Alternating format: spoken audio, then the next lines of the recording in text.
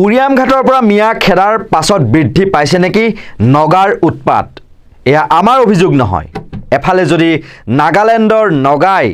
নাগামিজ ভাষাত উৰিয়াম ঘাটৰ ৰজাপুখুৰী গেলাবিল এলেকাৰ ভূমি নাগালেণ্ডৰ বুলি দাবী জনাই মিয়াক উচ্ছেদ চলোৱাৰ বাবে মুখ্যমন্ত্ৰী হিমন্ত বিশ্ব শৰ্মাক ধন্যবাদ জনাইছে আনফালে আকৌ যিসকল অসমীয়া খিলঞ্জীয়া লোকে আজি বছৰ বছৰ ধৰি বসবাস কৰি আহিছিল অসম নাগালেণ্ড সীমান্তত তেওঁলোকৰ দাবী যে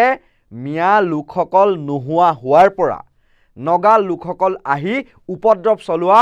আৰম্ভ কৰি দিছে তেওঁলোকৰ ঘৰৰ ভিতৰত সোমাই বিপৰীতে আকৌ মুখ্যমন্ত্ৰী হিমন্ত বিশ্ব শৰ্মাই কৈছে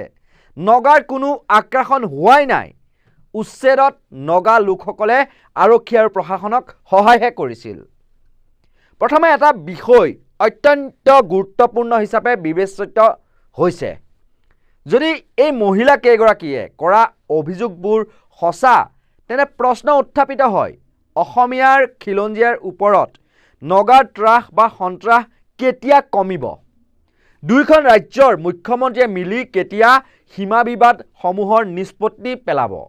কিয়নো অভিযোগ অনুসৰি উৰিয়াম ঘাটত উচ্ছেদ কৰা অঞ্চলত নগাৰ টিঘিল ঘিলনি বৃদ্ধি পাইছে খিলঞ্জীয়াৰ ঘৰে ঘৰে সোমাইছে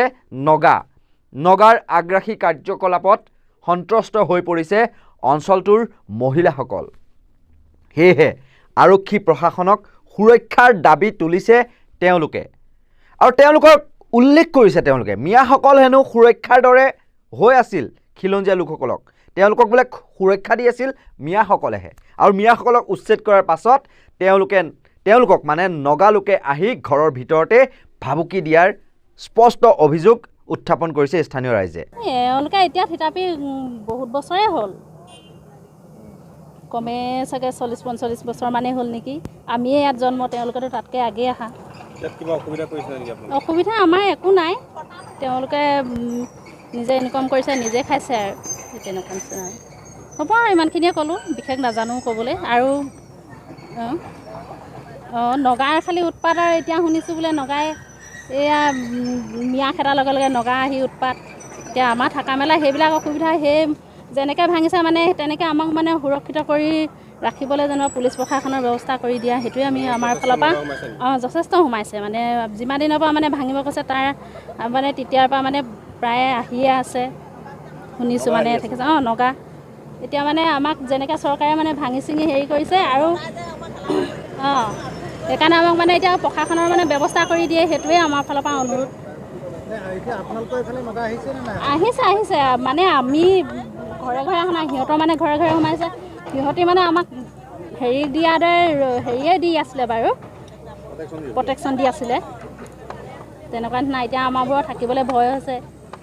তেনেকুৱাই আৰু স্থানীয় মানুহ হিচাপে আমি ভালে পাইছোঁ সহযোগ কৰিছোঁ কিন্তু আমাৰ এটা সন্দেহ হৈ আছে আমাক এতিয়া মানে এইসকলে আমাৰ এটা নগালেণ্ড আৰু অসম বৰ্ডাৰ যিহেতু ইয়াত তেওঁলোকে আমাৰ ছেফটিৰ নিচিনা হৈ আছিলে আমাক এতিয়া প্ৰায় এই অঞ্চলৰ মানুহখিনি ভয়ভীত হৈ আছে যাতে কাইলৈ নাগা মানে সকলে কিবা এটা অসমীয়া মানুহখিনিক আমাৰ যিখিনি চলোৱা মানুহ ইয়াত সেইসকলক কিবা এটেক কৰিব বা কিবা উপদ্ৰৱ চলাব সেনেকুৱা ভয় চবে শংকিত হৈ আছে সেইকাৰণে আমি এই স্থানীয় যুৱক হিচাপে আমি অনুৰোধ জনাইছোঁ অসম চৰকাৰে অতি সোনকালে ইয়াত আমাৰ আছাম বেটেলিয়ন বা আছাম ৰাইফল কিবা এটা ব্যৱস্থা কেম্প দি পিনে আমাক যাতে সুৰক্ষিত কৰি ৰাখে আমি অসম চৰকাৰলৈ হিমন্ত মামা ছাৰলৈ আমি অনুৰোধ জনাইছোঁ আমি যাতে আগতে যেনেকৈ আছিলোঁ ইয়াৰ এভেকশ্যনৰ পিছতো আমি যাতে সেনেকৈ থাকিব পাৰোঁ আমি তাৰে আশা কৰি আমি অসম চৰকাৰক আমি এটা অনুৰোধ জনাইছোঁ নগা অলৰেডি আছেই এভেকশ্যনৰ নটিচ পোৱাৰ লগে লগে আমাৰ গাঁৱত সোমোৱাহি নাই অলৰেডি মুছলিম গাঁৱত সোমাই ঘূৰি ফুৰিছে আমাক একো দাবী ধমকি দিয়া নাই এতিয়ালৈকে মানে ভৱিষ্যতত মানে আমালৈ এটা মানে হেৰি আহিব পাৰে আমি সেইটো এটা হেৰি আছে শংকিত হৈছোঁ আমি মানে ইয়াৰ সমান্তৰালকৈ অন্য এক দৃশ্যও পোহৰলৈ আহিছে হিমন্ত বিশ্ব শৰ্মাই উচ্ছেদ চলোৱা ভূমিখিনি হেনো নাগালেণ্ডৰ সেয়েহে তেওঁলোকে দাবী কৰা ধৰণে উৰিয়াম ঘাটৰ ৰজাপুখুৰী গেলাবিলৰ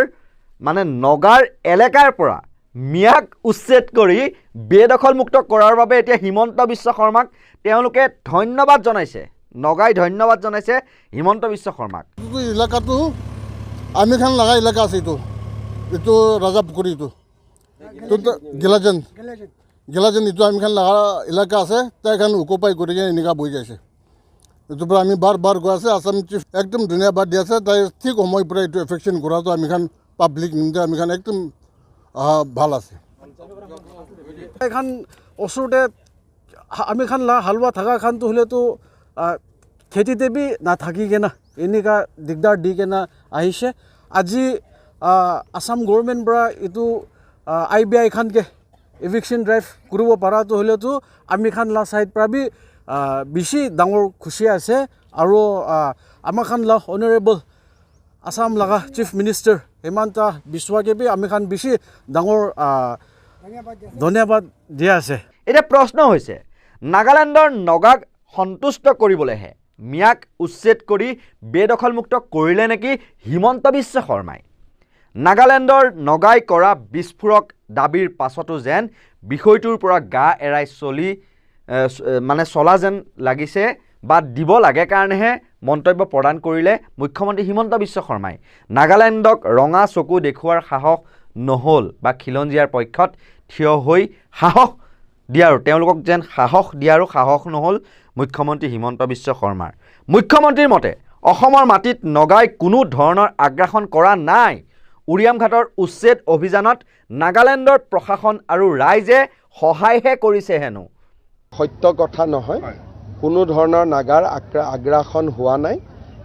নগা মানুহখিনি বা নগা চৰকাৰে আমাক সহায় কৰিছে উচ্ছেদৰ ক্ষেত্ৰত। মুখ্যমন্ত্ৰী মহোদয়,